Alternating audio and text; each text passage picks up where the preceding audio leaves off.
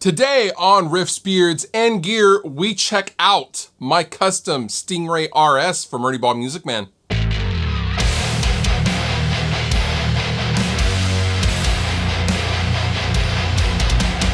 Okay, I know what you're thinking. Another one? You son of a... But it's not what you think. At least it's not what it looks like. Now with the baritone Axis that I showed you guys a few weeks ago, that had actually been in work since like January, and because of the custom nature of that guitar along with the Valentine, those have been in production and planning for months and months and months, since about right after NAMM. And those were going to be alternate tuning guitars for my band at the time, Rest Repose, because we were playing with a lot of different tunings.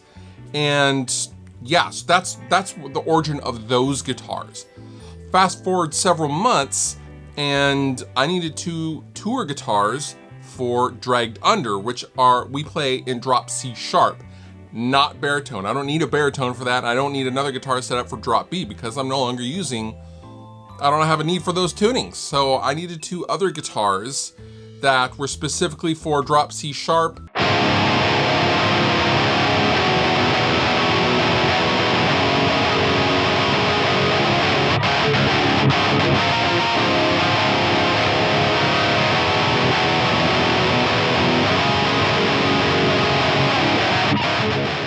So once again, I hit up the most attractive man in the entire music industry, Tim Dove at Ernie Ball.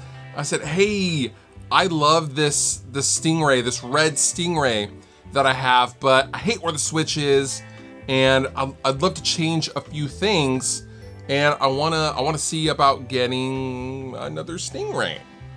And he said, all right, fine. And thus, this custom guy came into my life.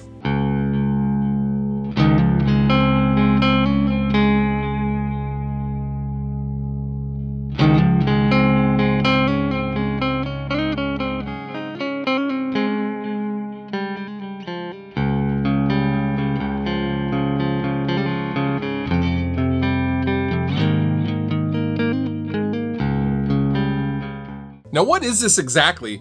You can think of this as a custom Dustin Kensrue Stingray, kind of, because when I first started planning this guitar, I didn't want the selector switch in its stock place, and the Dustin guitar hadn't really come out yet. That meant it would go through the non-production side of things. Now, I will emphasize, Music Man is not a custom shop. They don't do custom shop stuff per se. They will do stuff every once in a while. And if you want something, a special paint job or something like that, totally. But, changing the actual configuration and really modifying the guitars is not something they generally do. But then the Dustin Kensrue guitar came along, and he basically made all the changes that I would make on a Stingray. Single coil in the neck, the selector where the volume is. Yeah, and I just wanted a roasted maple neck, really. And I wanted a super blingy, sparkly finish. That's what I got.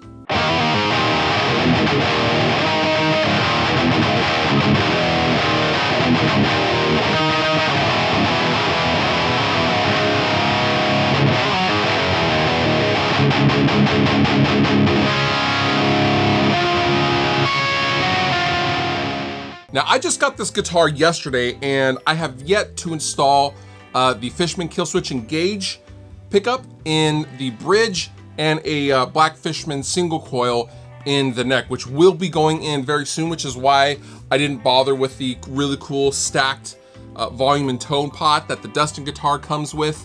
But I like the fact that it also has a battery compartment on the back as it is, so I don't have to really route the guitar or anything like that. I can just pop in my pickups of choice and off I go. This is still a 25.5-inch scale. It still has the locking Charler tuners. Everything else, spec-wise, is a Music Man Stingray RS guitar. And this guitar will be my main guitar in Dragged Under. And this is the guitar that I will be sweating all over and probably scratching up quite a bit, unfortunately. But that's what it's for. And that was its intended purpose. And it's heavy, just like I wanted to. It weighs about 8.5 pounds, which is perfect. It's right in the sweet spot. And yeah, the Music Man could not have done a better job in creating this guitar. I wanted to share it with you guys because I'm really excited. And yeah, come and check us out in late July with Dead American. We're playing a couple shows on the West Coast in Santa Cruz, Arizona, and Anaheim at Chain Reaction.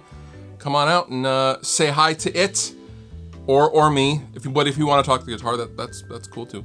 All applicable links down below in the description. You've been wonderful. I've been Fluff. Thank you so much for watching, and I'll see you next time.